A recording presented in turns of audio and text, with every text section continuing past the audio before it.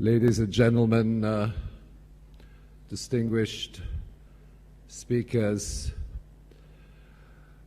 I think we are indebted to Tun Mahathir for having brought the agenda of 9/11 back onto the drawing board of debate. This is a historical decision because it is something which is increasingly forgotten in the coverage of the mainstream media, not to mention the political rhetoric underlying what is described as the global war on terrorism, which is called GWOT. So what is GWOT? The tragic events of September 11, 2001 constitute a fundamental landmark in American history, a decisive watershed, a breaking point. September 11, 2001 opens up an era of crisis, upheaval. It is not only the events themselves, but as Tun Mahathir has indicated, it is the crimes committed in the name of 9/11. In other words, we must distinguish between the crimes of 9/11 and the crimes committed in the name of 9/11. And these crimes committed in the name of 9/11, which also involve a wave of Islamophobia, of demonization of Muslims, but also the destruction of entire countries. That is what is meant by the crimes committed in the name of 9/11, as opposed to the acts of destruction and the loss of life on the morning of 9/11. The two events are symbiotically related. They're two dimensions of a criminal process. I have had the opportunity of being involved now for almost 7 years with the Kuala Lumpur war crimes procedure, both the commission as well as the tribunal. And I wish to address, because our initiative ultimately is intended to go towards a legal procedure. Okay? This conference is a preamble to a process of indictment of the war crimes committed in the name of 9/11.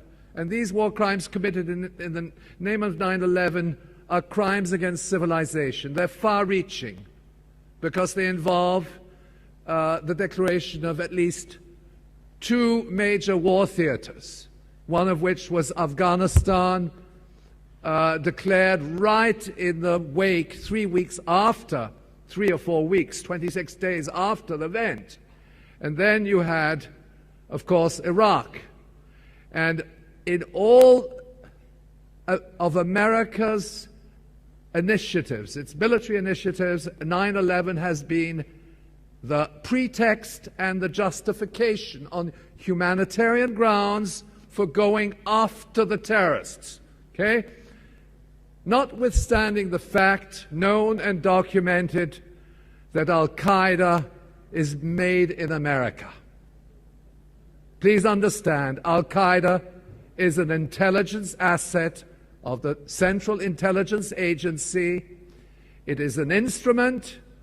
It was created in 1979 at the outset of the Soviet-Afghan War.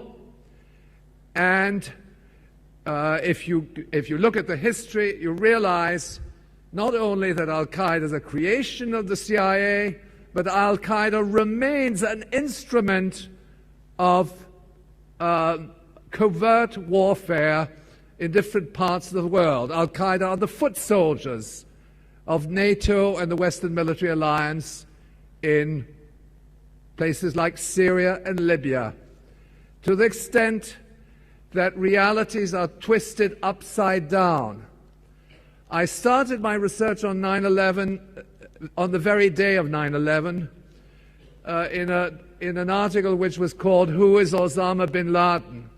And I understood from the very outset that if Osama bin Laden were to be held responsible for 9/11, it followed pari passu that the CIA, as a state sponsor of Al-Qaeda, was possibly behind these horrendous acts. However, bear in mind, and I wish to dwell a bit on the chronology.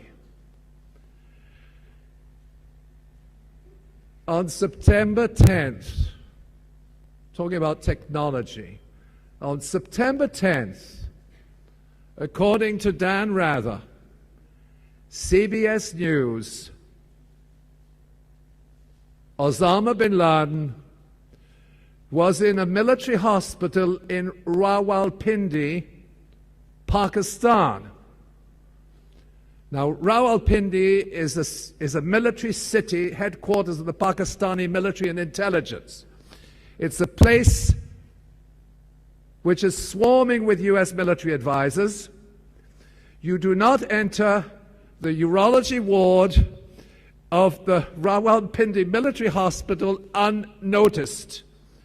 The Al-Qaeda leader, alleged Al-Qaeda leader, Osama bin Laden, was hospitalized on the 10th of September.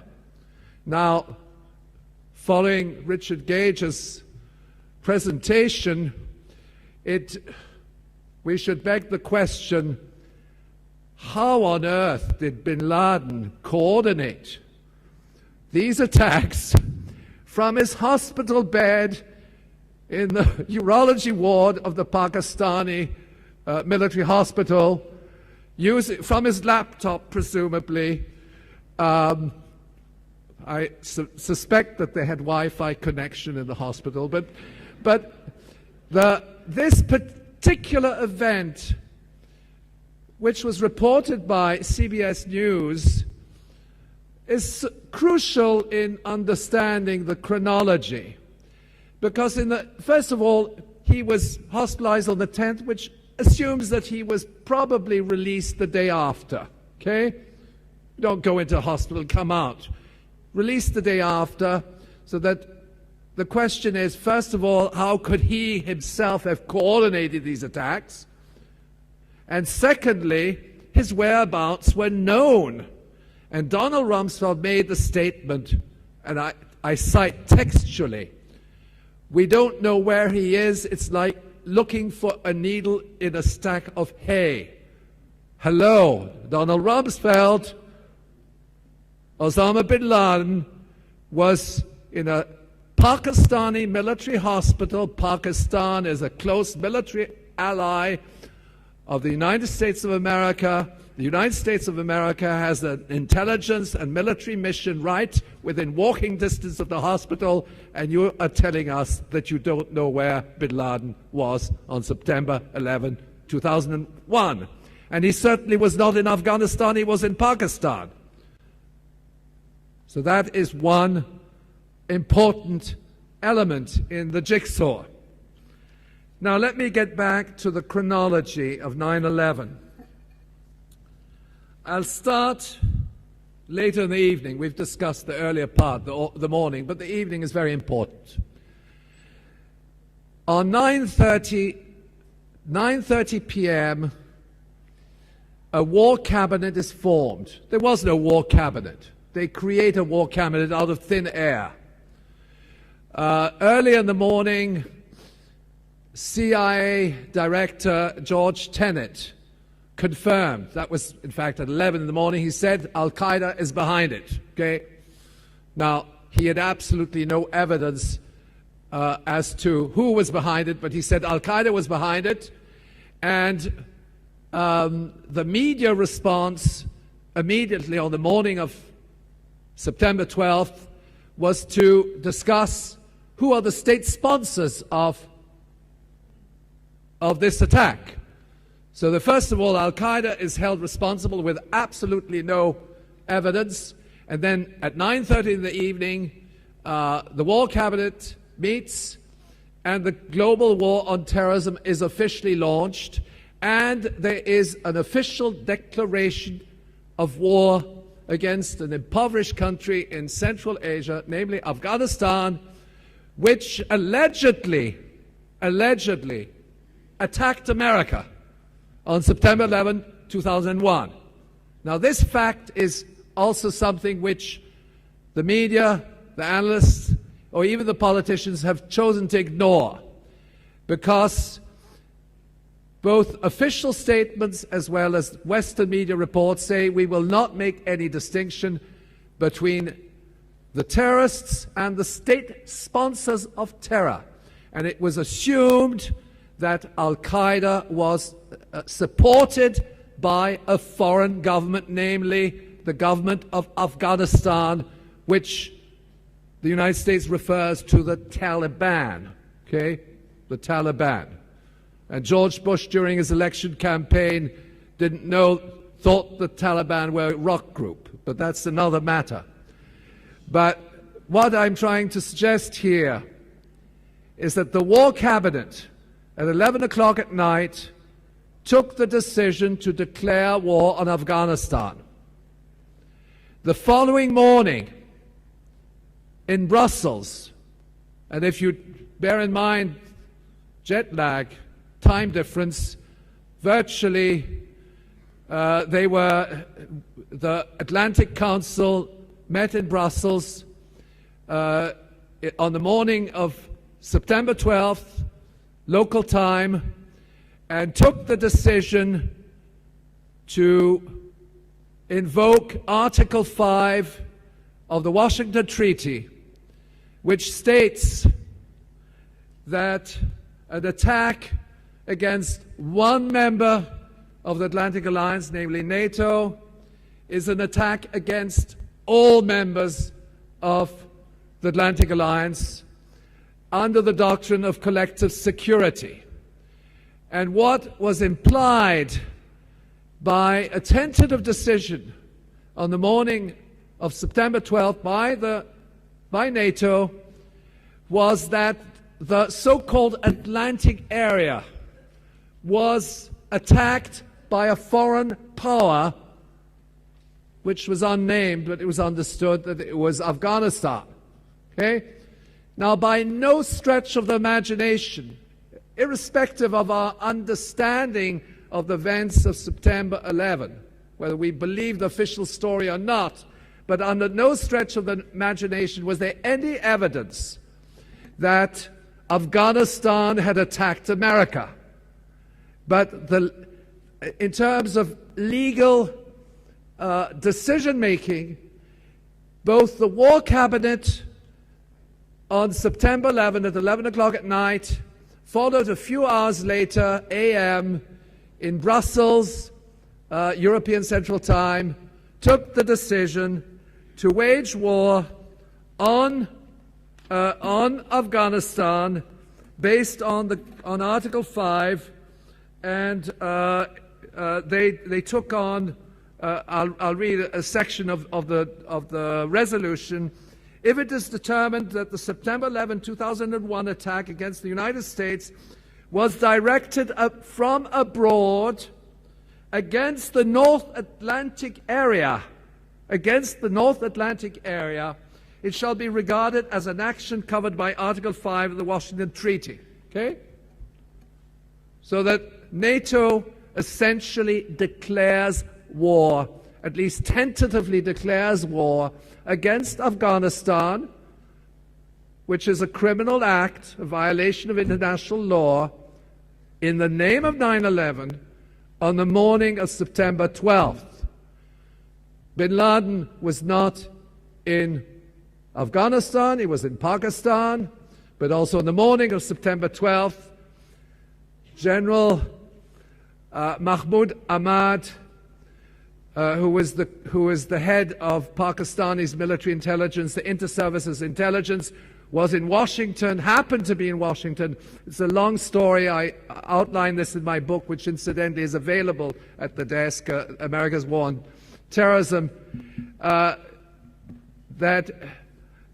on the morning of September 12th, General Ahmad, who, according to press reports, including Reuters reports, was the so-called alleged money man behind the terrorists, was called to the State Department for meetings with Richard Armitage, Deputy Secretary of State, but also Colin Powell, and they asked him to act on behalf of the Pakistani government in going after the terrorists, in other words, participating in the war on Afghanistan. So you see right from the beginning how realities are twisted.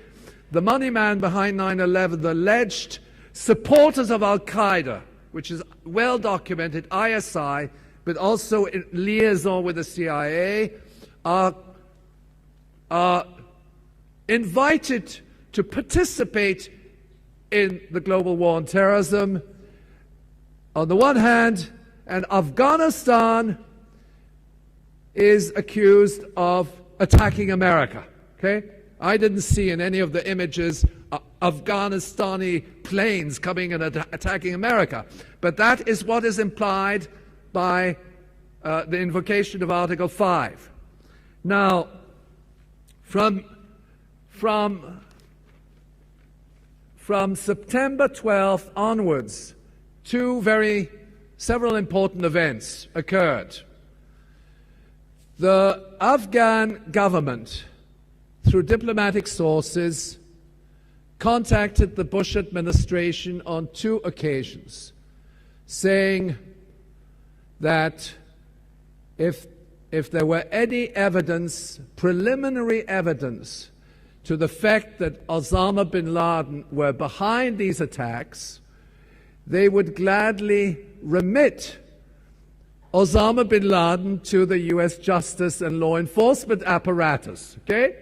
Now, these initiatives on the part of the Afghani, I don't use the term the Taliban, Afghani government, sovereign country, were made, they're on record.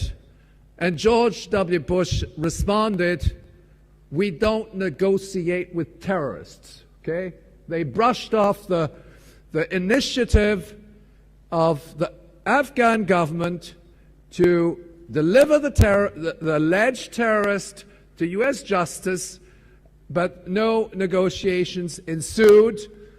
This is not to be surprised, because essentially 9/11, which is described in intelligence parlance as a massive casualty-producing event, creating countless civilian deaths, and also in the mindset of millions of people, the legitimacy and the pretext are there. Okay? People didn't question the act, the declaration of war, because they were so much affected emotionally by the loss of life, particularly the American public, on the morning of 9/11.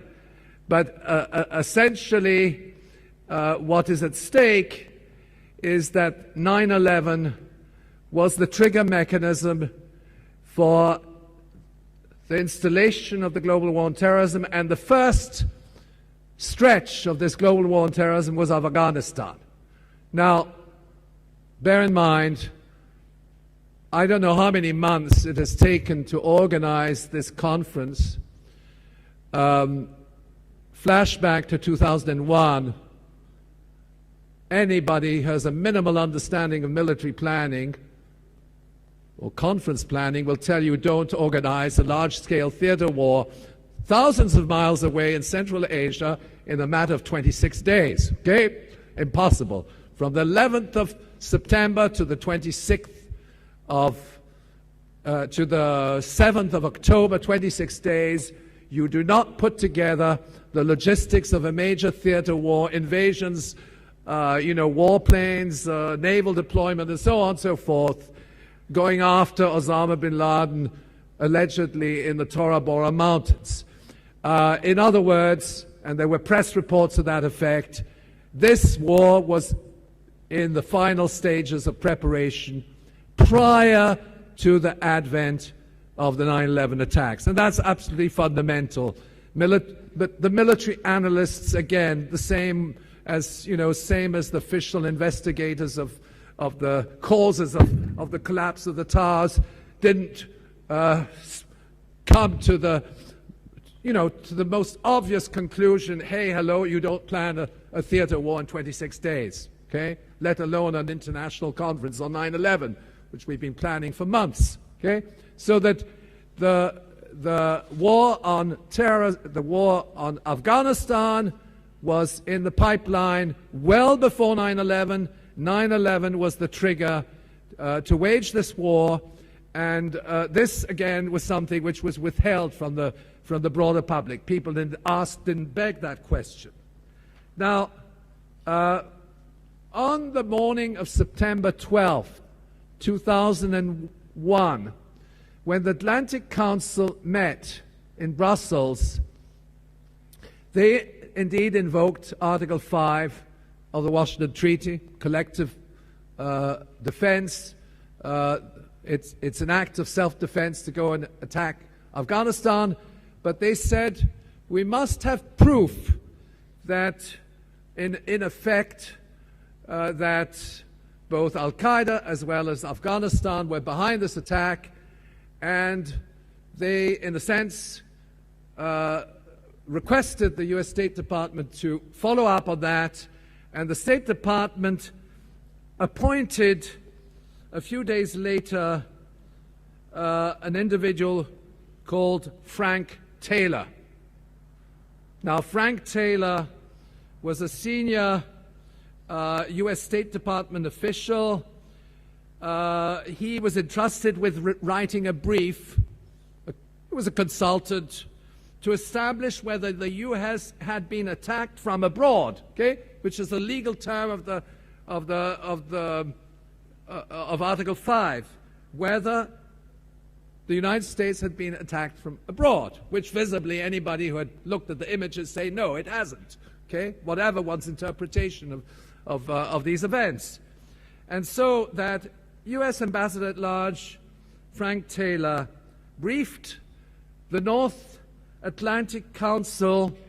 It took him 2 weeks to do his report, okay, and on the 2nd of October, which is 5 days before the commencement of the bombings, he briefed the Atlantic Council.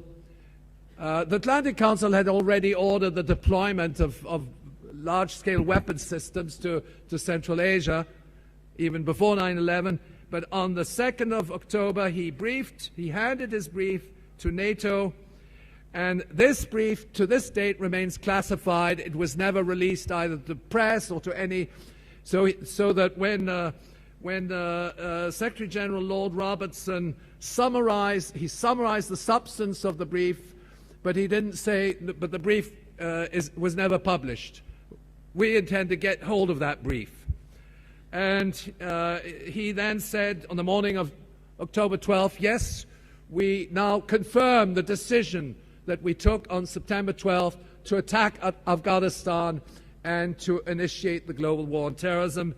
And 5 days later, it was all-out war against Afghanistan. Now, let me flash forward, because in effect, if you look at U.S. military doctrine, which was totally revamped in the wake of 9/11, you will see that all the so-called enemies of the United States, including Afghanistan, Iraq, Iran, and many more, which were on the list of General Clark, the famous list of countries which are on the roadmap for U.S.-led war. When the war on Iraq was in its advanced stage of readiness in the early months of 2003, Colin Powell, Secretary of State Colin Powell, presented a justification to the United Nations Security Council which essentially pointed to the fact that the secular government, Ba'athist government of Iraq, was supporting the terrorists, okay?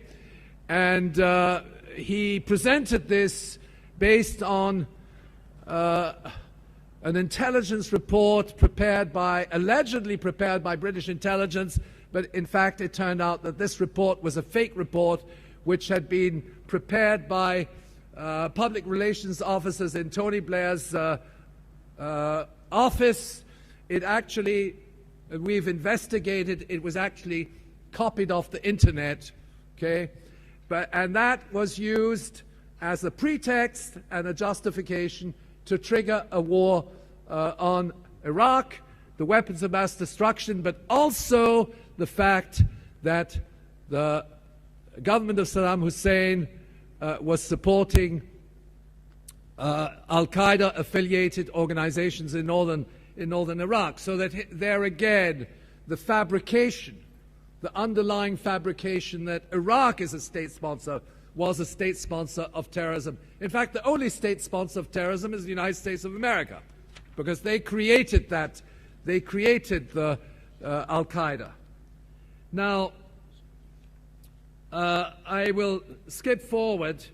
This was still a very important incident in the timeline, namely that the war on Iraq, with all its devastating consequences, was also a war which was waged in the name of 9/11.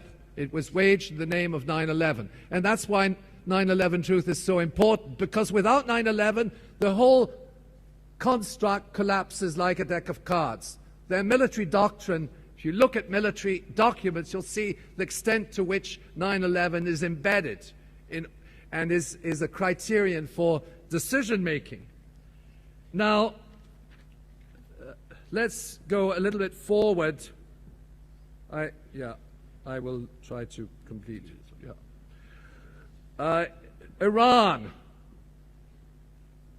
This is not well known, but Iran is also accused of complicity, together with Hezbollah, apart from the fact that, you know, Shia versus Sunni, but they are complicit in supporting Al-Qaeda as well, and they have a complicit role in the 9/11 attacks.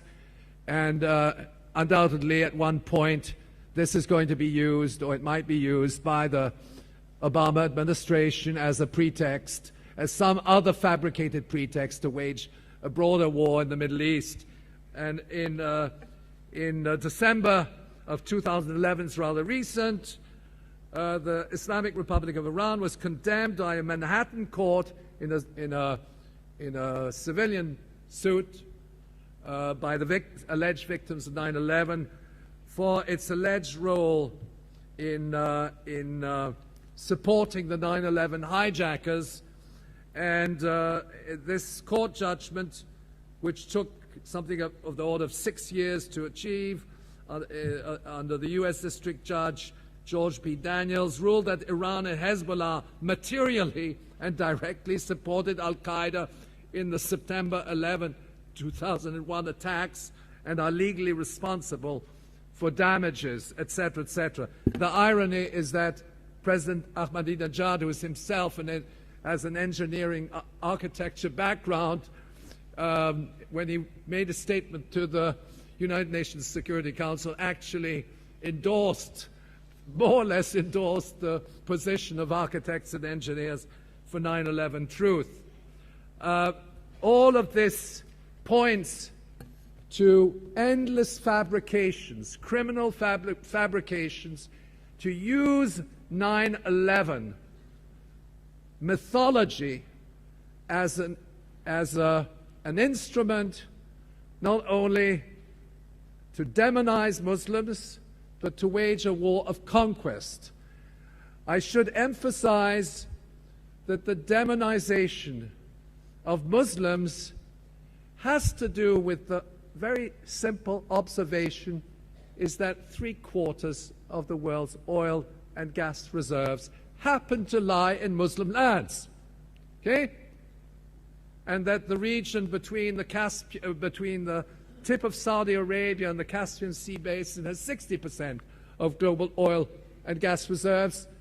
And if you add up, it comes to something like between 65 and 70% of global oil and gas reserves lies in Muslim countries, and therefore they are demonizing the inhabitants of the countries where the oil happens to be and which they want to conquer through military means, using 9/11 as the pretext. This is a very important consideration, and it bears in mind the fact that the United States of America only has 1.8% of global oil reserves, as opposed to some 70% which lie in Muslim countries.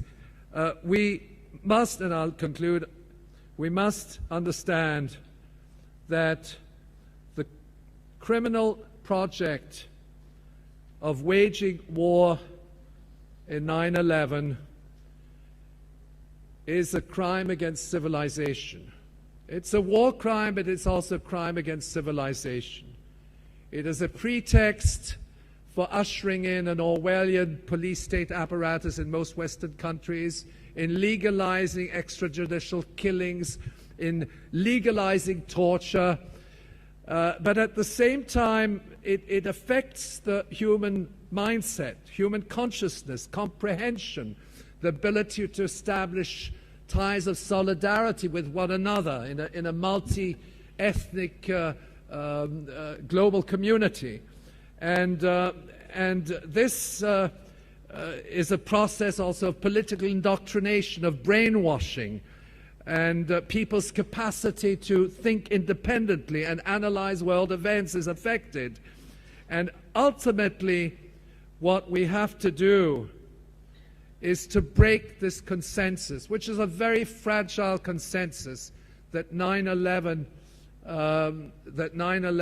bears a justification for an Anglo-American NATO-Israeli military adventure, which in real terms affects the future of humanity. And that is why 9/11 Truth is so important, and that is why this conference is the first step in the process of establishing a legal initiative to criminalize the architects of the 9/11 events and the global war on terrorism. Thank you very much.